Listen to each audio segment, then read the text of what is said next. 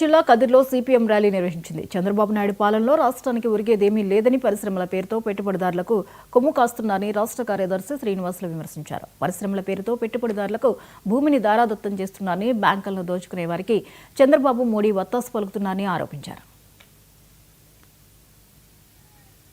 రాష్ట్రానికి పెట్టుబడులు వస్తే సంక్షోభం నుంచి బయటపడి అందరికీ ఉపాధి లభిస్తుంది, అభివృద్ధి అవుతుందని చంద్రబాబు నాయుడు గారు ప్రతిరోజు చెబుతున్నటువంటి మాటలకు ఈరోజు అర్థమే లేదు. ఎందుకంటే ప్రపంచం అంతా కూడా పెట్టుబడి తీవ్రమైన సంక్షోభంలో ఉంది.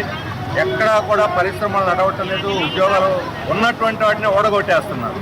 దీనికి కారణం చంద్రబాబు నాయుడు గారు, లేకపోతే మోడీ గారు, లేకపోతే జగన్మోహన్ రెడ్డి గారు వ్యక్తులకు సంబంధించిన విధానాలు కాదు. ఒక పార్టీ మీద ఇంకో పార్టీని అప్పనెట్టుకొని నేను అభివృద్ధి సాధించానంటే నేను అభివృద్ధి సాధించానని వీళ్ళు పోటీలు పడి చెప్పుకుంటున్న లెక్కలన్నీ కూడా తప్పుడు లెక్కలు. వాస్తవానికి ఈరోజు మొత్తం పెట్టుబడిదారి వ్యవస్థ ప్రపంచవ్యాప్తంగా సంక్షోభంలో ఉంది.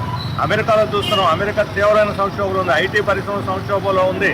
ఈరోజు న్యూయార్క్ నగరంలోనే ఈ పెట్టుబడిదారి వ్యవస్థ యొక్క సంక్షోభాన్ని భరించలేక ప్రజలు మొత్తం ట్రంప్ పార్టీని తిరస్కరించి సోషలిస్ట్ అని చెప్పుకున్న మమతాని ఎన్నుకున్నారు.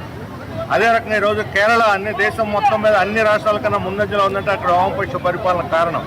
అందుకని ఈరోజు ఈ పెట్టుబడిదారు ఎదుర్కొంటున్నటువంటి సంక్షోభానికి ప్రజల యొక్క సౌకర్యాలు, వాళ్ళ జీవన ప్రమాణాలు పెరగాలి, వాళ్ళ ఆదాయాలు పెరగాలి, వాళ్ళ ఆస్తులు పెరగాలి. జరగాలంటే అందరూ భూమి కావాలి. ఈ సత్యసాయి జిల్లాలోనే కొన్ని వేల మంది భూమి కోసం పోరాడుతున్నారు, ఇళ్ల స్థలాల కోసం పోరాడుతున్నారు.